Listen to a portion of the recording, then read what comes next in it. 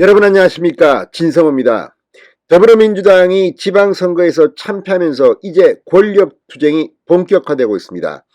자, 박영선, 박지원, 이석현, 여기에 김혜영, 홍영표, 지금 민주당의 많은 전현직 의원들이 들고 일어나서 이재명 책임론을 거론하기 시작했습니다. 민주당 지도부 비대위원회는 방금 전 전원 사퇴했습니다.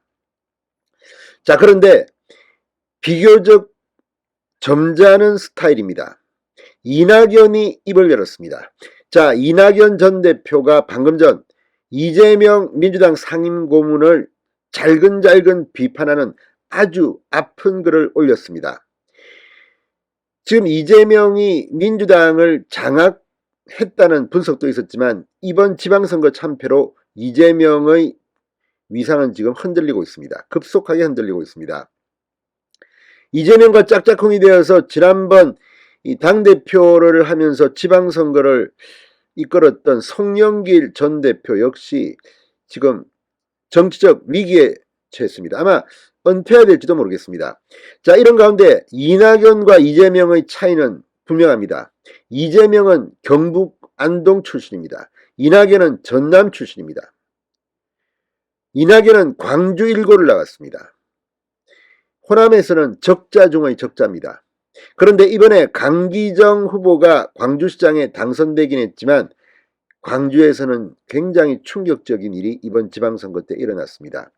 이낙연이 이걸 놓칠 리 없습니다. 민주당의 총체적 난국을 이재명을 통해 찾고 있는 이낙연이 그야말로 이재명의 뺨을 때렸습니다. 자, 이낙연의 글로 보이지 않는 굉장히 센 글을 하나 올렸습니다. 이낙연까지 이렇게 들고 일어나면 민주당은 걷잡을 수 없는 내홍에 휘말릴 것으로 보입니다. 아마 민주당이 이재명 때문에 두 쪽 날지도 모르겠습니다. 그만큼 지금 이재명의 최근 행보는 누가 봐도 눈살을 찌푸리겠습니다. 그럼에도 불구하고 민주당은 이재명에 대해서 끽소리 못하고 있다가 선거가 지니까 이제 본물처럼 목소리가 터져나오기 시작했습니다. 그게 망하는 집단의 징조입니다. 자, 이낙연 광주에서 있었던 일을 거론하면서 민주당이 지금 엄청난 위기에 처해 있다. 그리고 그 책임은 이재명에게 있다는 취지의 글을 올렸습니다. 진성호의 융단 폭격 시작합니다. 이재명 민주당 상임 고문을 융단 폭격합니다. 방송에 앞서 아직 진성호 방송의 구독자가 아니신 분은 붉은색 구독 버튼 눌러주십시오. 더 좋은 방송으로 보답하겠습니다.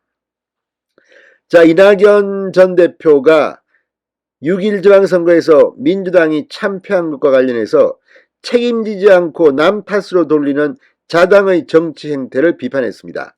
사실상 이재명을 직접 겨냥하고 책임론을 제기한 것으로 언론들은 분석하고 있습니다. 이낙연 전 대표는 오늘 페이스북을 통해 지방선거가 끝났다. 민주당이 패배했다. 아픈 패배였다. 대통령 선거를 치고도 아무 일도 없었던 것처럼 지방선거를 치르다 또 패배했다. 패배의 누적과 그에 대한 이상한 대처는 민주당의 질환을 심화시켰다고 말했습니다. 이낙연 전 대표는 국민은 민주당에게 광역단체장 5대 12보다 더 무서운 질책을 주셨다. 특히 광주 투표율 37.7%는 현재의 민주당에 대한 정치적 탄핵이었다. 민주당이 그동안 미루고 뭉개며 쌓아둔 숙제도 민주당이 감당할 수 있을지 의문스러울 만큼 무거워졌다라고 말했습니다. 자, 지금 이낙연 전 대표가 말하는 이 광주 투표율, 저도 어제 이걸 분명히 말씀드렸습니다. 제가 봐도 이런 투표율은 상상을 못합니다. 역대 선거 광주는 지난 대통령 선거 때도 그렇고 대개 역대급 투표율을 자랑해놨습니다. 그런데 광주 시민들이 투표를 안 갔습니다. 37.7%, 이번 지방선거 전국에서 가장 낮은 투표율이자 광주에서는 아마 이렇게 낮은 투표율이 역대 한 번도 없을 겁니다. 투표를 안 온 겁니다. 강기정이 싫어서 그랬을까요? 민주당이 싫어서 그랬을까요? 강기정 폭력 전과 이런 게 있는 사람 아닙니까? 폭행 전과입니까? 아무튼 이런 인물이 공천을 받고 또 민주당이 최근 하고 있는 행태를 보고 광주 시민들, 광주는 뭐 민주당 짝대기만 꼽으면 뽑아주니까 니들 잘한다 그래 한번 보자. 이건 지금 당선 낙선이 아니라 투표율 그 자체로서 광주에서 심판을 한 겁니다. 민주당에 대한 정치적 탄핵이었습니다. 이제 이낙연의 말이 맞습니다. 현재의 민주당에 대한 정치적 탄핵이었다. 광주의 투표율 37.7%. 자, 그러면서 선거는 국민의 집단적 의사표시다. 그러므로 선거는 매듭이 된다. 승자도 패자도 그 매듭을 잘 짓고 선거 이후의 이 전개에 임해야 한다. 패자가 할 일은 더 어렵고 아프다고 썼습니다. 패자가 할 일은 대체로 이렇다. 패배를 인정하고 패배의 원인을 분석해 받아들이며 그 원인된 문제들을 제거하고 새로운 단계로 발전해야 한다. 그러나 민주당은 패배를 인정하는 대신에 졌지만 잘 싸웠다. 젖잘싸. 이것 때문에 민주당은 이렇게 된 겁니다. 제가 볼 때는. 이재명 하나 구하자고 이렇게 된 겁니다. 졌지만 잘 싸웠다고 자찬하며 패인 평가를 밀쳐뒀다. 더 정확히 말하면 그런 과정을 정략적으로 호도하고 왜곡했다. 그런 방식으로 책임자가 책임지지 않고 남을 탓하며 국민 일반의 상식을 행동으로 거부했다. 출발부터 그랬으니 그 다음 일이 제대로 뒤따를 리 없었다. 책임자는 이재명과 송영길입니다. 이재명은 후보였고 송영길은 당 대표였습니다. 그런데 이 자들이 또 이번 지방선거에 출마했습니다. 한 명은 서울시장 후보에 연구정부에 나와가지고 대패했고 그 자리를 넘겨받은 이재명은 엣지를 달았습니다. 이걸 지켜보는 이낙연의 마음은 정말 얼마나 쓰리겠습니까?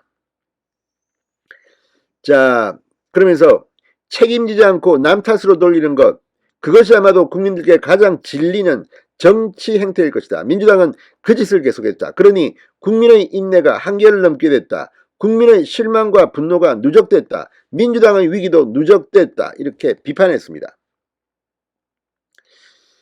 그러면서 이제 민주당은 또 다른 임시지도부를 꾸려 대선과 지선을 평가하고 반성과 쇄신에 나설 것 같아. 그 일도 말처럼 쉽지 않을 것이다. 새 지도부와 평가 주체가 정당성 있게 구성되고 그들의 작업이 공정하게 전개될 것이냐가 당장의 과제다.